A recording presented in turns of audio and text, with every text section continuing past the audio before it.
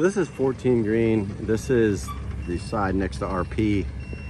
And all of this area in here was just consumed with exotics. All these Brazilian peppers and bishopwood trees and everything were growing out. So I had the forestry mulcher guy come in and push everything back.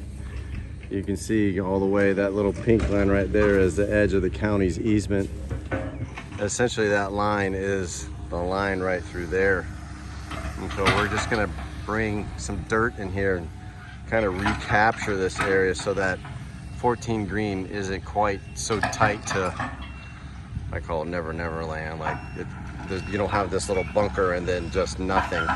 So we'll be able to capture this slope into the golf course and have some area of relief if you happen to go left of the bunker a little bit. That bunker, the putting green bunker, and then you'll have some slope. So this is the result of having brought in all this extra dirt. Got rid of all the peppers and whatnot. We were able to really shape these bunkers appropriately instead of trying to really just squeeze them in there. We're able to add another 6 or 8 feet of bunker that way. And then we're gonna still fill this, trying to make this kind of a soft little landing, I guess bailout or whatever you want to call it. Just run this real slow into that slope and then it'll be a little quicker on the backside. But a nice little addition here. We really like the shape of this bunker. It's kind of cool looking. So we'll see. FP&L Crime Tractor is here to take down the overhead power going over 18 green, 13 green over to the pump house over there. So we'll clean up that skyline. Be a quite nice addition. And then we're gonna save the 2 poles and use those for Osprey platforms down the road. But good day, more progress. And then they're gonna add a new pole basically right behind this big truck right here. And then off of that, we'll go underground over to the well pump. So no more overhead, everything perfectly new, perfectly clean, everything opened up, still staying in tune with the mission. Wide open spaces.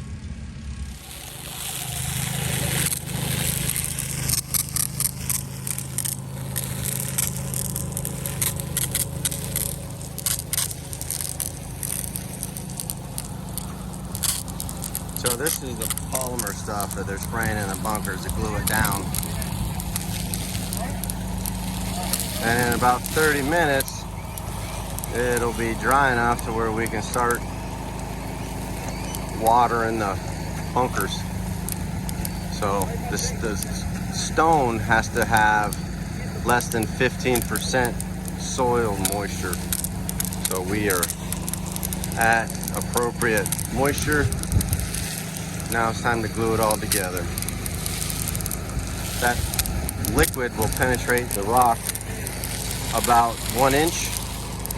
Even though there's 2 to 3 inches of stone, you're just trying to lock together that top piece so that it doesn't move if you drive on it or whatever. It all stays right there. So they're spraying. And you can kind of see it's down in there, and it goes down a good ways. So all that'll get dry and it'll lock all together, create a nice solid mat. Bunker sand coming on Monday. This is what the bunkers look like after they have cured. And then those little red spots right there where they come back and then they test the rigidity. And basically what they do is they just kind of walk around, they push down on it and see how much flex the stone has. And then they know where to retreat. So that area right there with all the red didn't quite get enough of the polymer stuff. And then they got all the way over here, and then they basically ran out of that barrel right there. So they just stopped, and they'll keep going tomorrow.